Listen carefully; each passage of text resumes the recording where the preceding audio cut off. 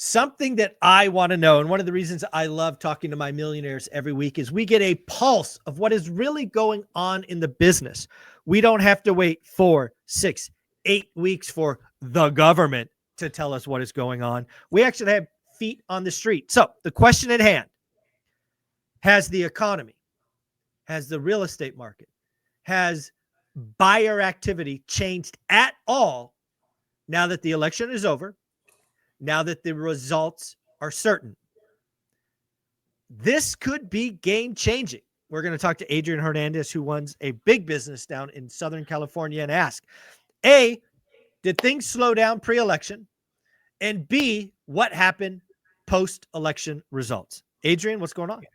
What's up, everybody? So definitely massive change, guys. And just so we're aware, we run, I thought that was a screen. I actually have toilet paper on me. All right. That's the wrong spot.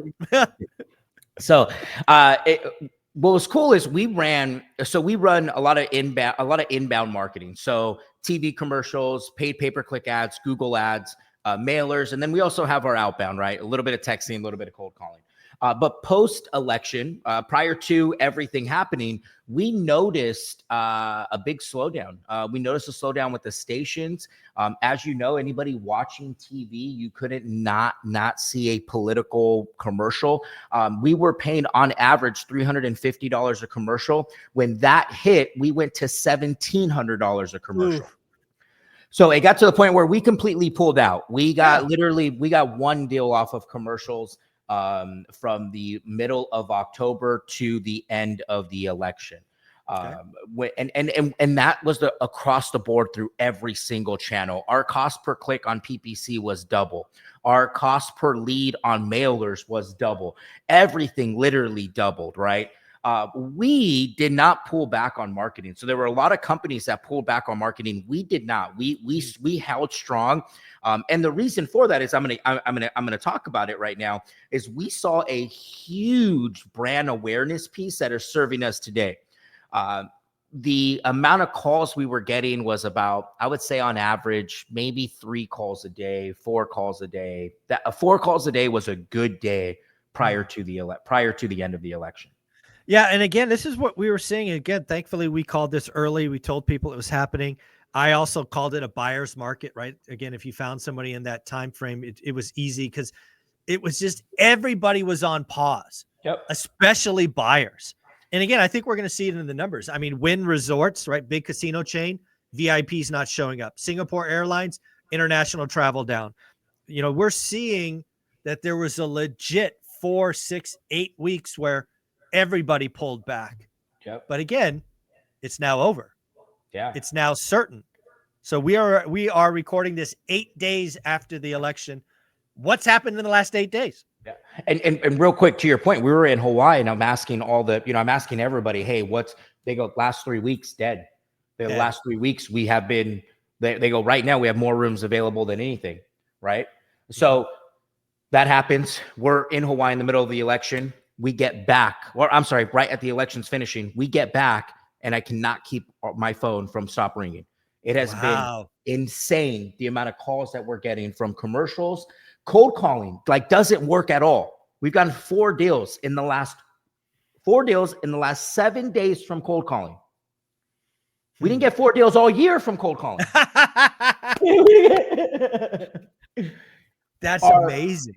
Our cost for commercials has gone back down. So before we were running maybe 5 or 6 times a day. We're running 22 times a day. We ran 22 times yesterday for the same ad spend we were spending during the election. The same ad spend. What's even crazier is the buyers. So a lot of our investors. So let's stop there. So again, what you saw, and again, please don't let me put words in your mouth, but this is what I heard you say: night and day difference for the sellers. Right. Because you're marketing to, you're outbound to sellers. You're outbound to off market. You're outbound to motivated sellers. You're looking for unique situations where people have to sell. Pre-election, crickets. Post-election, like Wednesday, people are like, I need to sell. I need to sell. I need to sell. So night and day different. Our acquisition guys, their follow-up, they didn't have to do follow-up. Everybody they were following up on was calling them saying, hey, we're ready. ready. Get me out of here. Either A, get me out of here, or B, I'm so excited. Let's do it. Right. There was so many emotions right after that, but they were all calling because they were all waiting. And we're seeing both sides of the emotion. We're seeing this is terrible, sell now, and this is awesome, buy more. Yeah, because that's the other side of the equation is buyers. And again, you're dealing with cash buyers. A lot of your stuff doesn't go conventional, right? You're selling to cash buyers, DSCR loans, stuff that's quick, right? Hard money, right. So again, a lot of buyers, because again, this is what the service, like when I go back to Wynn Resorts, right? The fact that a casino has less VIPs coming is a clear sign that the rich are pulling back the people with money. And again, what you're saying is the buyers are like game on. Game on. Interesting. So yesterday we have a house, $80,000 mobile home in San Diego, right? We're thinking we're maybe going to get 110, maybe 115.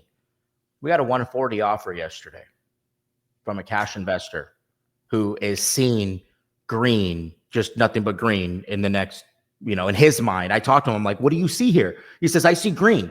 I see nothing but green. He goes, I'm going to double this. And I'm like, where's the supporting comp? Don't worry about that. And I'm okay. Here you go. Yeah, here. Sign here.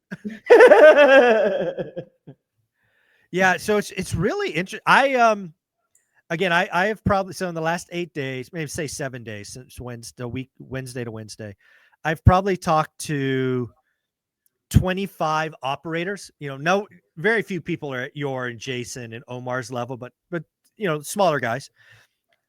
Almost to the T, they're more excited today than they were a week ago, which is really weird because, again, if you look at it from an economic perspective, frankly, rates are higher. Right. So again, it's not about cost of capital. It's about opportunity. Right. So it feels like, people are expecting some tax cuts. I think the biggest one that will affect real estate and probably affect real estate immediately is accelerated or bonus depreciation. Right. Bonus depreciation, if you guys don't know, started at 100%, then went 80. I think it's 60% now, or maybe it's next year. There's a lot of talk about that being restarted. I think that's part of it. I think there's a general feeling that, maybe not immediately, but very quickly rates will be lower. So again, I think there's a lot of people front running what they see coming. Most definitely. Yeah. And I see that too. I think there's a lot of future certainty that they're relying on. Sure. They feel certain, but we'll see. Right. Yeah, we'll see. Right. Because you guys, it doesn't matter, what side you're on. We're still getting I'm getting pros and cons on both sides. So everything. Yeah. But what we are seeing is a little bit of fresh air of certainty. I don't know if those are the right words, but that's what I'm getting from a lot of the investors that we're talking to that are showing them to the houses, that a lot of investors that were literally sitting on the sidelines and they're like, okay, hey, we weren't going to go in, but we're going to go in now. So that's a little interesting. And I'm wondering, again, this is just me talking off the cuff here, is because Trump is a real estate guy, and the real estate guys know he's going to take care of the real estate sector, right? That could definitely be it. But the amount of people that are calling right now, it's insane. It's absolutely insane. So it is again, and we're just in the real estate sector. I'm hearing this in small business, right? One of the guys I talk to every week is in the small business area. There does seem to be, I don't know, I'll call it a renewed excitement about opportunity. Yeah. And, the real crazy thing about the U.S. economy is it is a lot about expectations. And if the consumer, right, us, generally feels more opportunistic, it's a self-fulfilling prophecy. It just is.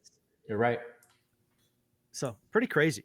Yeah, I couldn't agree with you more. And if anything, I'm excited. I'm seeing these numbers. For me, somebody that's inside of marketing, that all I'm doing is looking at our cost per lead. I'm really excited about it because we're finally going to get back down to normal. But like we just said a couple of minutes ago, guys, we don't know. So, don't be too far over. Don't be so certain.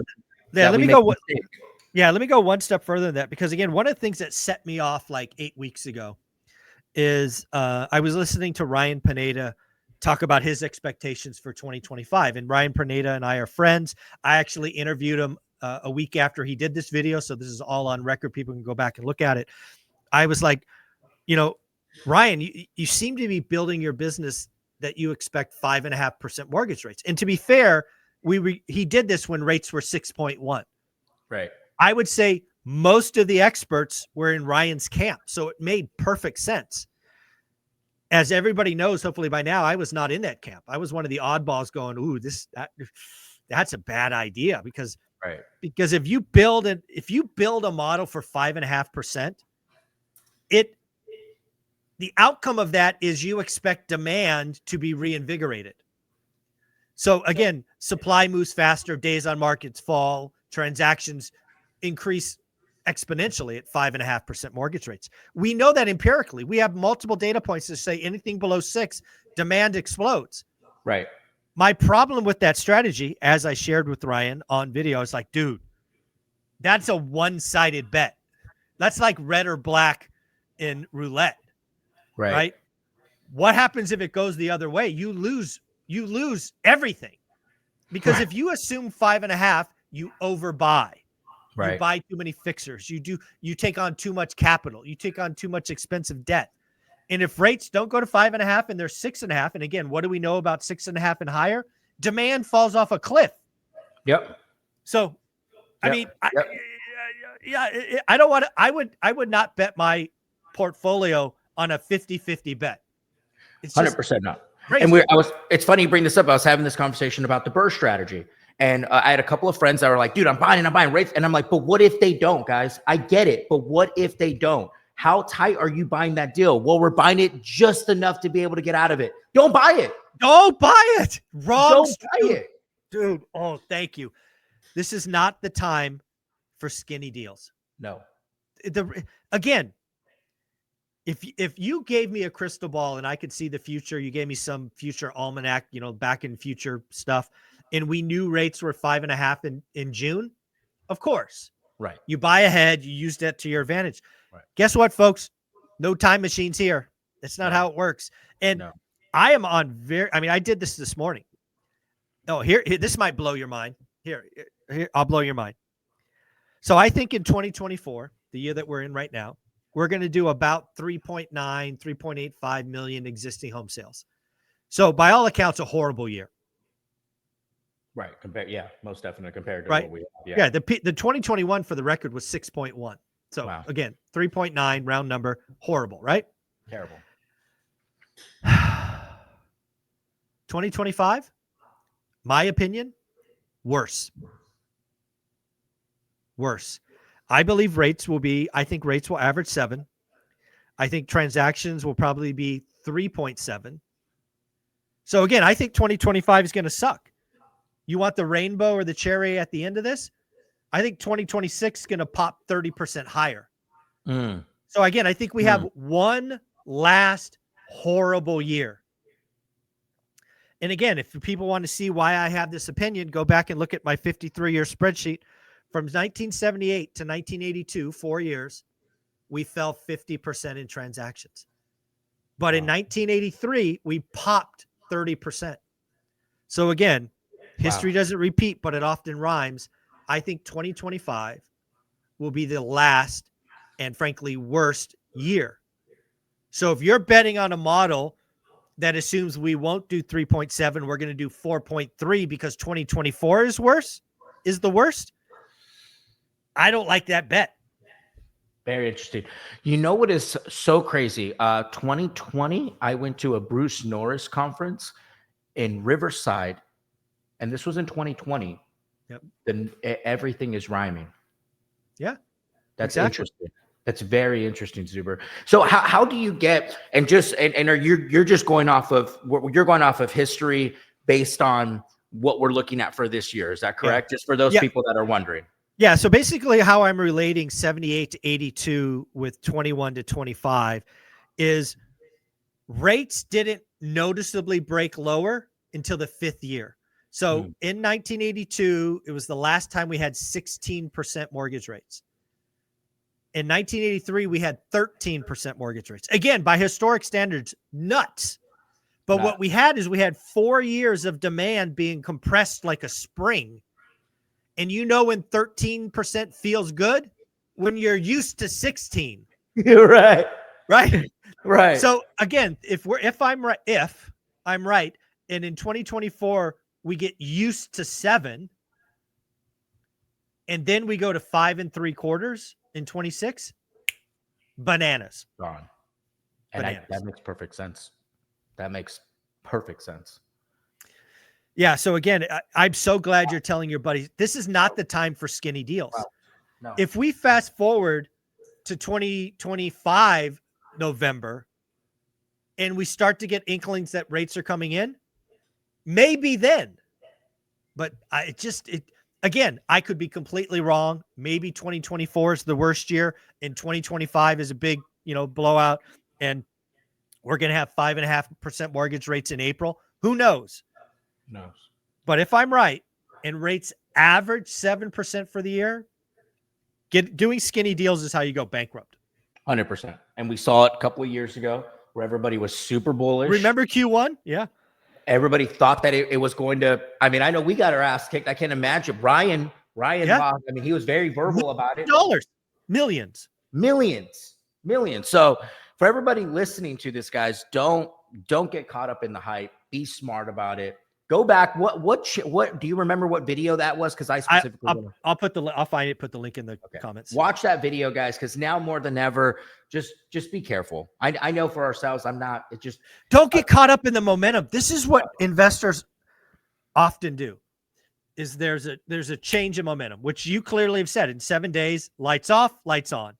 Right. But what happens is just because the entrepreneurs, in my opinion, are naturally optimistic, they just get caught in this wave and they get like beer goggles, right? Where a 6 becomes a 9, right? On the beer goggle scale. This is not the time. It's a 6. It's always a 6. It's not a 9. Control the impulsive behaviors, guys. Control the impulsive behaviors. Control the downside. It's downside protection. So good. If anybody is listening to this, guys, this is the key. Do not be dumb. Do it right. If anything, get something at 50 cents on the dollar, 60 cents on the dollar. So if 2025, like Zuber's saying, plays out, you're going to win in 2025, but at least you're not losing in 2024, right? At least you're not having to carry this large debt, this large mortgage, this unforeseen can't cash out idea, right? And for a lot of you guys that are buying burrs, I know a lot of you are putting all your money into these projects, guys. Be careful. You're not going to be able to get your money out, and we've seen it go sideways. So just be careful. Don't bet on coin flips. Don't bet on coin flips, folks. Adrian, you do a lot of amazing stuff on Instagram. It's very simple, right? It's at Adrian Hernandez. At Adrian Hernandez, guys. I've taken a little content break. I'm enjoying my real life, but I'll be back. Good for you. Hey, you could always document your real life. We love those pictures. That's what I'm doing. Is more raw content. After I filmed that cold plunge video of me damn near dying, everybody was like, dude, we need more of this. And I'm like, you're right. That doesn't exist. So yeah. I love it. So tell me, I haven't seen that video. So let's take a right turn. So are you now a cold plunger? I can't, I have not bought into it. I have it. I understand the health benefits. Let me tell you that. I understand the health benefits. When I got in it, I'm not a naturally cold water, let me change my verbiage. I like hot. I hate cold. Yeah, me too. Like I'd rather be in warm weather all day long, right? So it was. Shit, I'll take hot weather over cold weather. Forget warm.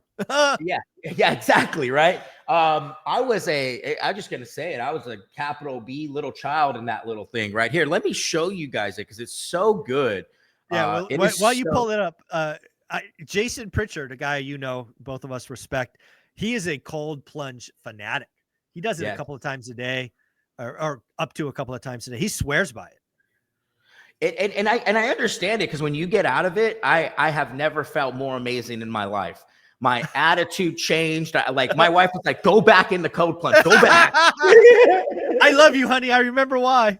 But outside of that, Jesus Christ. How long were you in? 10 seconds. You were a little bee. It was so tough. Yeah, let me show you guys this. All right. Oh, it's all right. hilarious. Yeah, I see it. Oh, how cold was the water? Like 40 degrees. That's nuts. But you got to hear the voice. The voice is hilarious. It sounds like I'm giving birth.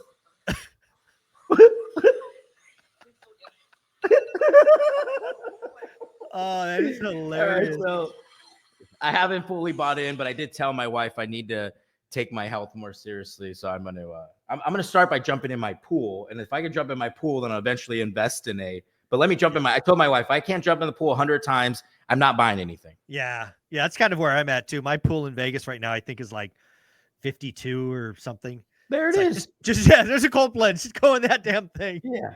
So I was gonna jump in the deep end, and I have no choice but to swim. By the time I swim, I'm about 20 seconds. I'm good. Yeah, you've doubled your time. Oh, that's hilarious. Well, folks, do me a favor. Let me know in the comments below. Are you a cold plunger? Yes or no? Let me know in the comments below. You're amazing, man. Thanks. Take care, guys.